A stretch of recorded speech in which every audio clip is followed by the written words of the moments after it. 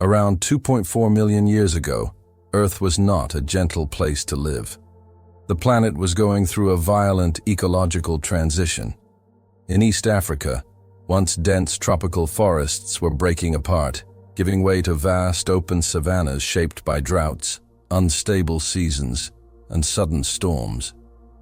Thunder rolled across open plains, winds bent tall grasses, and the landscape echoed with the presence of predators that ruled every level of the food chain. It was inside this unforgiving world that a new kind of hominin appeared. Not the strongest, not the fastest, but the most observant. This was Homo habilis, the handyman, a small-bodied ancestor standing just over 5 feet tall, with long arms, agile hands, and a brain nearly twice the size of a chimpanzee's. Homo habilis was not yet a hunter in the modern sense. It lived in a narrow space between pursuit and escape, between opportunity and constant danger. Survival depended less on muscle and more on awareness. Every sound mattered. Every shadow could mean death. The African savanna was an open battlefield. Hidden among tall grasses moved creatures that today feel almost mythical. Saber-toothed cats like Megantherion, armed with 8-inch fangs, stalked silently through the plains. Giant hyenas, far larger than those alive today, hunted in organized groups, capable of overwhelming prey through sheer coordination. Primitive lions and adaptable leopards competed fiercely for territory and carcasses. Before we dive in, comment where you're watching from and subscribe to Primal Roots. In this ecosystem, Homo habilis was never the dominant force. It was the vulnerable variable. Each distant crack of breaking bone, each sudden silence among birds, was a reminder that it existed at the mercy of animals built for killing. Nightfall was the most dangerous moment of all. Fire had not yet entered the human story. Darkness belonged entirely to predators. Heavy footsteps echoed across the plains. Low growls traveled through the wind. Claws brushed against dry leaves. Small groups of Homo habilis, usually 10 to 15 individuals, gathered tightly together, forming circles of bodies rather than walls. Vision failed in the dark, so hearing became the primary defense. Their shelters were crude: branches, stones, and natural rock formations, always placed near cliffs, narrow ravines, or rocky outcrops. If attacked, they could climb, scream, or hurl sharp stones. These were not sophisticated defenses, but they worked often enough to matter. Daytime offered no real safety, only visibility. While females with infants searched for roots, fruits, nuts, and insects, other members of the group scouted the plains for abandoned carcasses left behind by larger predators. Meat was a rare and dangerous prize. Its smell traveled far, attracting the most lethal animals on the savanna. Fossil evidence confirms this risk. Bones discovered in places like Olduvai Gorge carry human cut marks layered over deep tooth impressions from big cats. These fossils preserve moments of direct competition, proof that Homo habilis often arrived after predators, risking everything for access to high-energy food. Meat meant protein, fat, and cognitive fuel. But every attempt carried the possibility of ambush. It was under this constant pressure that human intelligence began to accelerate. Facing what can be called the invisible hunter, Homo habilis became more socially cohesive. Individuals who paid attention survived longer. Observation turned into strategy. They learned to read tracks pressed into wet soil. They distinguished between harmless sounds and warning signals. They recognized hunting patterns, resting cycles, and scavenging windows. Hands that once served mainly for climbing began shaping stone. Simple flakes chipped from rocks, known today as Oldowan tools, appeared across the landscape. These were not weapons of attack, but tools of access and defense. Blades for slicing meat, cracking bones, and when necessary, striking back. The anatomy of Homo habilis reflects this shift. Strong, flexible thumbs allowed fine motor control. Changes in skull shape reveal expansion in brain regions linked to planning and hand-eye coordination. These transformations didn't happen randomly. Survival increasingly depended on thinking ahead, not reacting late. The brain itself was becoming a survival tool. Chemical analysis of fossil remains shows a remarkably flexible diet. Homo habilis consumed tubers, nuts, small animals, insects, and scavenged meat. This dietary adaptability allowed occupation of diverse environments, but it also meant frequent overlap with predator hunting routes. At some sites, fossilized drag marks reveal an unsettling truth. Human bodies were sometimes dragged away by big cats, likely after night attacks. Paleontologists refer to this evidence as the archaeology of predation, a literal record of a species learning to think while being hunted. Yet fear alone does not explain what happened next. Homo habilis didn't just flee predators, it studied them. It noticed when hyenas abandoned carcasses, when lions rested after feeding, and where birds circled overhead, signaling food below. By following these signs, humans gained calories without direct confrontation. This ability to interpret environmental clues marks the beginning of analytical reasoning. Instinct slowly gave way to deduction. Those who mastered this skill lived longer and passed it on. Natural selection did the rest. Fear evolved into cognition. Anticipating danger became more important than reacting to it. This single shift, predicting threats before they occurred, laid the foundation for brain regions associated with planning, imagination, and eventually language.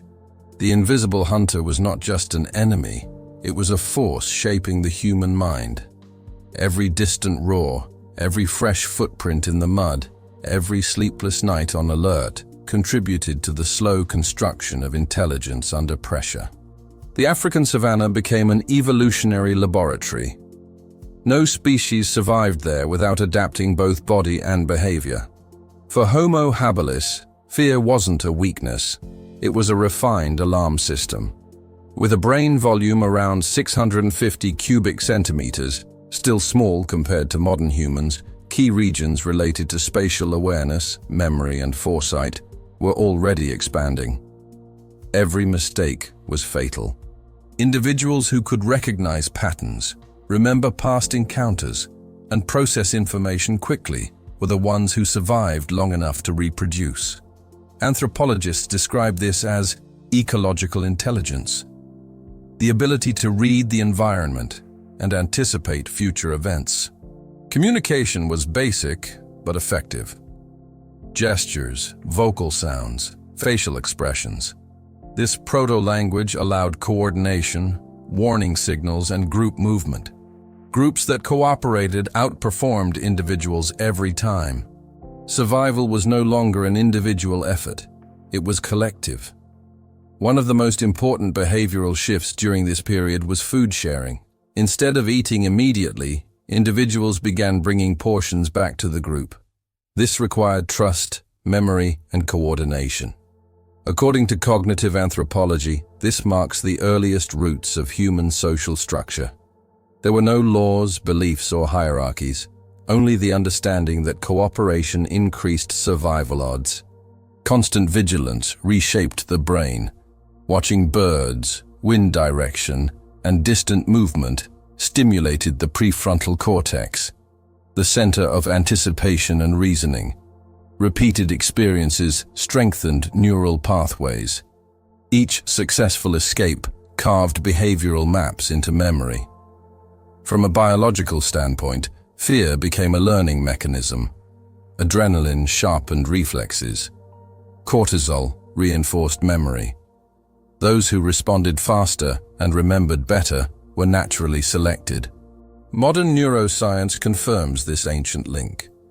The amygdala and hippocampus work together to turn fear into knowledge.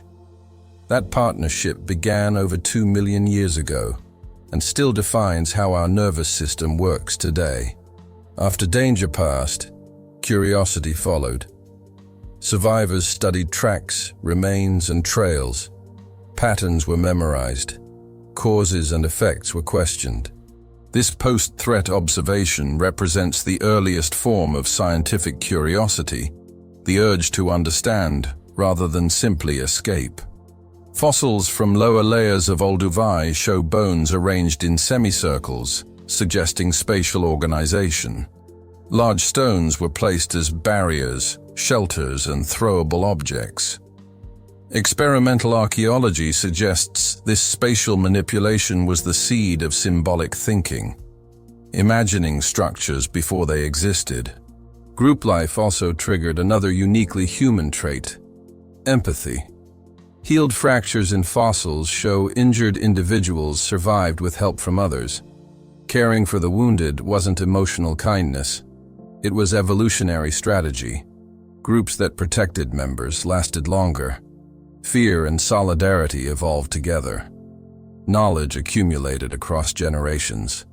Young individuals learned by watching elders. Gestures, sounds, and behaviors were imitated. This was the first form of cultural transmission. Nothing was written, but everything was remembered. Memory became humanity's first database. Unknowingly, large predators were shaping their future rivals. Saber-toothed cats, giant hyenas, and powerful felines acted as architects of natural selection. Each ambush removed the careless and spared the observant. Within a few 100,000 years, Homo habilis transformed from prey into strategist, paving the way for Homo erectus, the first to master fire and expand across continents. Under scorching days and freezing nights, something unprecedented emerged: abstract thought. Footprints suggested animals unseen. Sunsets signaled coming cold and darkness. Projecting the future became possible. Consciousness began here, born from fear. And it all started with the invisible hunter. Time did not soften the savannah. If anything, it sharpened it. As generations passed, the pressure placed on Homo habilis did not disappear. It intensified. Predators adapted, climates fluctuated, and resources shifted across the landscape. Survival no longer depended only on avoiding death, but on reducing exposure to it. This was the moment when intelligence stopped being purely defensive and began to turn outward, reshaping behavior, space, and social organization. The fossil record reveals a subtle but profound change. In sites dated slightly after 2.3 million years ago, stone tools appear in greater numbers and in more deliberate arrangements. These were no longer random flakes discarded after use. They were transported, reused, and clustered in specific locations. This shift signals something critical. Homo habilis was beginning to organize its world instead of merely reacting to it. Carcasses tell the same story. Cut marks increasingly appear on bones before carnivore tooth marks, indicating earlier access to meat. This does not suggest that Homo habilis suddenly became a powerful hunter, but that it learned timing. It learned when predators fed, when they rested, and when they abandoned kills. Intelligence entered the ecological equation as a competitive force. This behavioral timing required memory, prediction, and coordination. Individuals had to recall previous encounters, recognize patterns across seasons, and act collectively. The savanna became a mental map layered with risk zones, feeding opportunities, and escape routes. Space was no longer neutral terrain. It became structured by experience. With this shift came a refinement of tools. Older one technology evolved not in complexity, but in consistency. Stones were selected for shape and fracture quality. Edges were sharper, flakes larger, and strikes more controlled. Microscopic analysis of tool edges shows repeated purposeful use on muscle tissue and connective fibers. This reflects an understanding of anatomy that goes beyond instinct. It implies learning through observation and repetition. Hands played a central role in this transformation. The combination of precision grip and neural control allowed Homo habilis to externalize thought through objects. A stone flake was not just a tool, it was stored intention. The moment of shaping encoded a future action. This connection between mind and material marked a turning point in cognitive evolution. The use of tools altered social dynamics as well. Access to food became less random and more distributable. Meat, once consumed immediately at the site of discovery, was increasingly carried back to central locations. These gathering points, identified by dense clusters of bones and tools, functioned as early camps. They were not permanent settlements, but repeated places of return. Around these locations, behavior changed. Individuals took on roles without formal hierarchy. Some scouted, others processed food, while others maintained vigilance. This division of attention increased group efficiency and reduced individual risk. Cooperation became embedded in daily survival rather than emerging only under threat. Communication adapted to support this complexity. Vocalizations diversified in tone and rhythm. Gestures became standardized. A sound no longer simply expressed alarm. It conveyed type, distance, and urgency. This functional signaling system allowed faster collective responses and reduced confusion. Cognitive scientists recognize this stage as the foundation of shared intentionality, the ability to align minds toward a common goal. Neuroanatomical evidence supports this behavioral evolution. Endocast studies of Homo habilis skulls show expansion in regions associated with motor planning, spatial reasoning, and social cognition. These changes were gradual but directional. Brains that could coordinate action across individuals were favored by selection. Predators remained a constant presence, but the relationship was no longer one-sided. Evidence from fossil sites shows occasional confrontations. Impact fractures on carnivore bones suggest stones were used defensively during disputes over carcasses. These encounters were rare and risky, but they demonstrate a psychological shift. Homo habilis was no longer purely avoidant. It was capable of calculated resistance. This resistance did not rely on strength, but on numbers, positioning, and timing. Predators attacked alone or in small groups. Humans responded collectively. Noise, movement, and thrown objects altered the balance just enough to force retreat in certain situations. The brain had become a tool that extended beyond the individual. Environmental instability further accelerated this trend. Climatic oscillations during the early Pleistocene fragmented habitats and altered migration patterns of herbivores. Food availability became unpredictable. Groups that could adapt behaviorally survived. Those that relied on rigid patterns did not. Flexibility became the most valuable trait.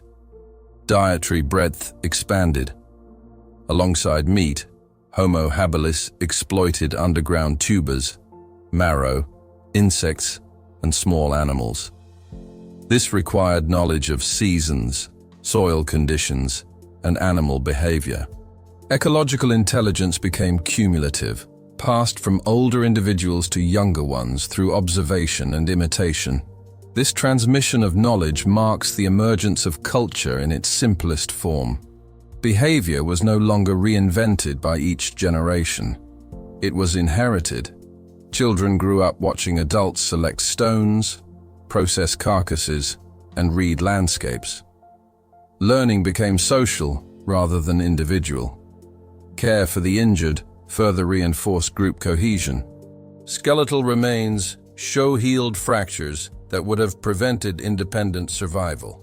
These individuals lived long enough to recover, implying sustained support from others. Such care required memory, patience, and emotional recognition. Empathy, once incidental, became adaptive. Fear still played a role, but its function evolved. It was no longer constant panic. It became calibrated. The nervous system learned to differentiate between immediate threat and manageable risk. This regulation allowed clearer thinking under pressure and reduced wasted energy. The stress response became a tool rather than a liability. At the neurological level, repeated exposure to danger strengthened connections between sensory input and executive control. The brain learned to slow reaction just enough to choose better options. This balance between urgency and planning is a hallmark of human cognition. Evidence of spatial organization becomes more pronounced during this period. Stones were arranged deliberately. Activity areas were separated. Cutting zones, resting spots, lookout positions. Such organization implies foresight and shared understanding. Space itself became structured by intention. Fire, though not yet controlled, entered awareness. Natural wildfires swept through the savanna, altering landscapes and exposing cooked remains of animals and plants. There is indirect evidence that Homo habilis approached these areas intentionally, possibly exploiting the temporary reduction of predators and the availability of easier food. Observation of fire planted a cognitive seed that would later transform human evolution. As these behaviors accumulated, selection favored individuals capable of integrating multiple streams of information: sound, movement, memory, and social cues. Intelligence became less about raw problem-solving and more about coordination across time and individuals. This cognitive momentum set the stage for a biological transition. Over thousands of generations, body proportions shifted, endurance improved, and brains continued to enlarge. These changes did not erase Homo habilis. They extended it. From this foundation emerged Homo erectus, carrying forward the same strategies, refined and amplified. The critical difference was no longer survival alone, but control. Control over tools, control over space, control over risk. The invisible hunter still existed, but it no longer dictated every outcome. The balance had shifted.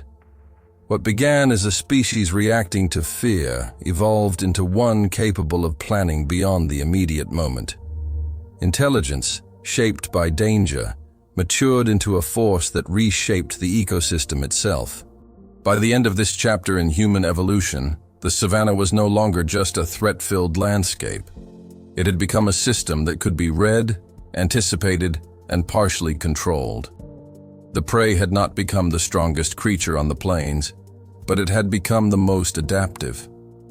And adaptation, once it takes root in the mind, does not stop. The transformation that began with Homo habilis did not end with survival. It moved toward dominance through cognition. Over hundreds of thousands of years, the accumulated pressure of predators, climate instability, and social dependence produced a mind capable of altering its own evolutionary trajectory. What once reacted to danger began to anticipate, manipulate, and eventually control it.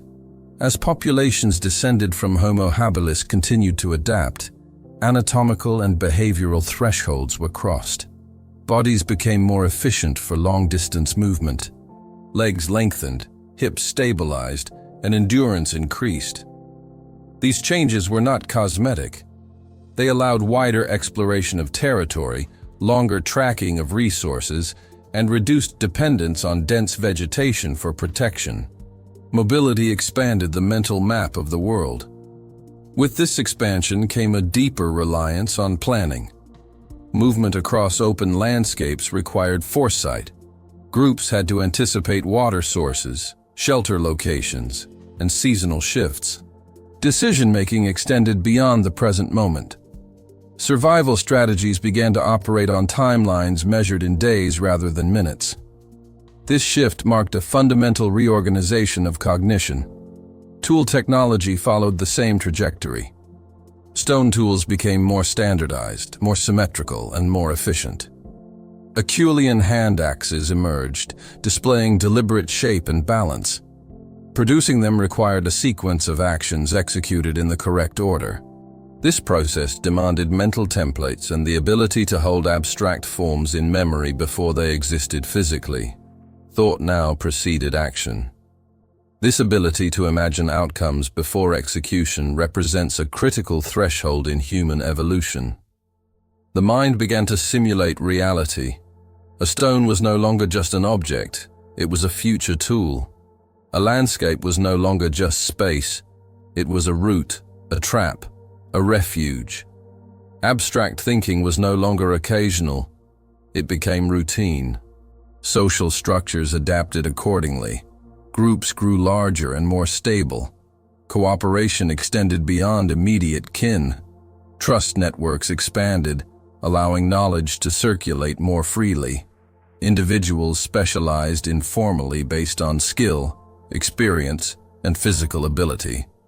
These roles were flexible but persistent, increasing overall efficiency.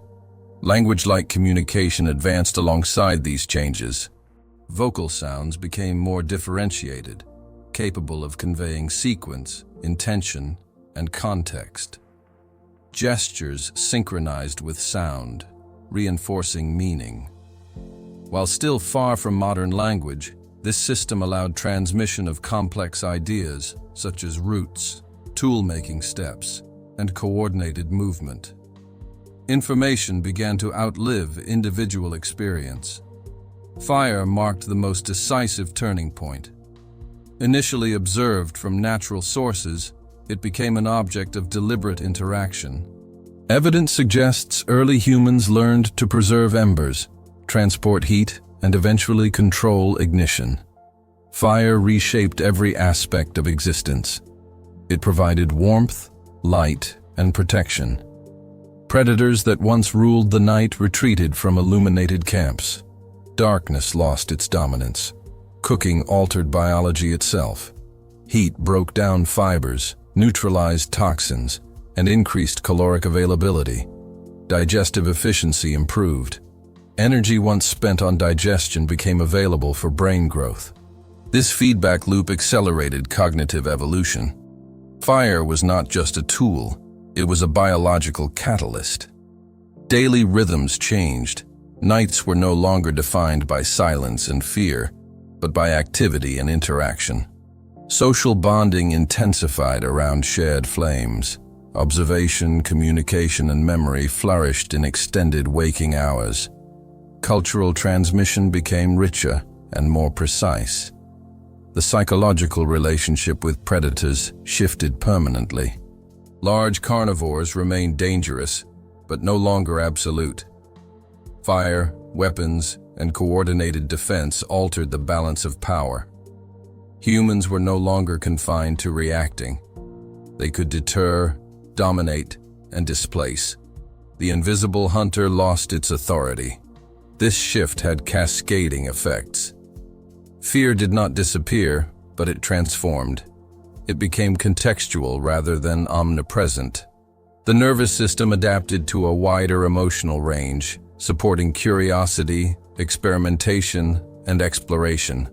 Reduced constant threat allowed cognitive resources to be redirected toward innovation.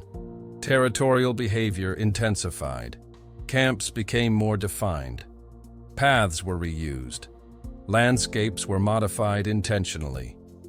Humans began shaping their environment rather than merely navigating it. This marked the beginning of ecological engineering.